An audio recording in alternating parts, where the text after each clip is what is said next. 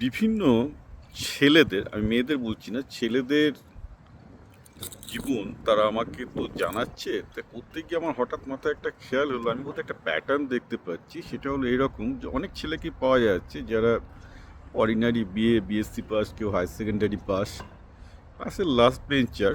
তারাও কিন্তু দেখা যাচ্ছে এখন মাসে কেউ 1 লাখ, 2 লাখ, 50,000 রোজগার করছে। অন দ্য আদার হ্যান্ড অনেক ভালো ছেলে এমএসসি বিটেক, এমএসসি বিএড করেছে, বিটেক এমটেক করেছে, কেউ পিএইচডি করেছে, করে কেউ 10,000, কেউ 20,000 টাকা কামাচ্ছে এবং খুব জীবনে দুঃখে আছে। কারণ স্কুল সার্ভিস কমিশনে চাকরি হয়নি, কোনো রকমে কোনো প্রাইভেট স্কুলে পড়াচ্ছে, প্রাইভেট কলেজে পড়াচ্ছে।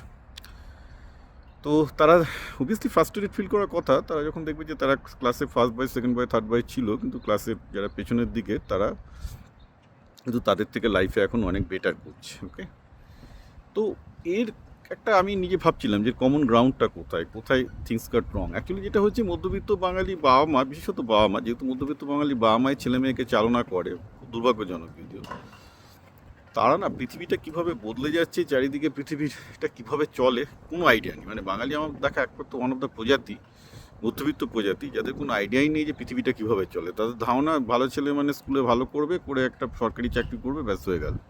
ওভাবে তো পৃথিবী চলে না। আর সরকারি চাকরি যেভাবে বহুদিন ধরে সোশ্যালিস্ট গভর্নমেন্ট বিলিয়েছে, তার থেকে এখন ভাতা বিলিয়ে তারা দেখছে বেশি ভোট পাচ্ছে, তো গভর্নমেন্ট ওইদিকে যাচ্ছে না। ওটা অর্থনীতি নয়। তো সেখানে একটা বড় সমস্যা হয়ে গেছে। ফলে মধ্যবিত্ত বাঙালি কোনো আইডিয়াই নেই যে বিজনেসে কী কী, মানে প্রাইভেট সার্ভিসে, বিজনেসে কী কী কেরিয়ার হতে পারে, চাকরি হতে পারে, কী কী স্কিল দরকার। এবং যার জন্য তারা ছেলে মেয়েকে গাঁতিয়ে ভূগোল, ইতিহাস, ইংরাজি, এসব অঙ্ক এসব শিখিয়েছে। সবই শেখা দরকার, বলছি না শেখা দরকার নয়, কিন্তু সেটা স্কিল হিসেবে শেখে নি। ছেলে পেলে মুখস্থ করেছে, নাম্বার পেয়েছে, গলায় সার্টিফিকেটের মালা ঝুলিয়েছে, দিয়ে বাদ এখন 32তে এসে দেখে বেকার, কিছু হচ্ছে না, প্রাইভেট স্কুলে পড়াতে হচ্ছে, 5-10 হাজার টাকা মাইনে, নাই টিউশনি করে আরও 5-10 হাজার টাকা, বিয়ে হচ্ছে না, এই হচ্ছে তো সিচুয়েশন। তো মেন সমস্যাটা হচ্ছে যে পৃথিবী যেভাবে বদলে গেছে প্রযুক্তির জন্য, সায়েন্স অ্যান্ড টেকনোলজি এবং বিজনেস একসাথে মিলেমিশে যে নতুন নতুন স্কিল, নতুন নতুন জব, নতুন নতুন ডিমান্ড তৈরি করেছে, সেগুলো নিয়ে আইডিয়া নেই। বা যারা এই বিএ পাস করেছিল, হায়ার সেকেন্ডারি পাস করেছিল, তাদেরও বা আমার আরই কোনো আইডিয়া ছিল না, কিন্তু তারা বুঝে গেছিলো তাদের লাইফে অন্তত স্কুল সার্ভিস কমিশনের চাকরি হবে না, সরকারি চাকরি হবে না।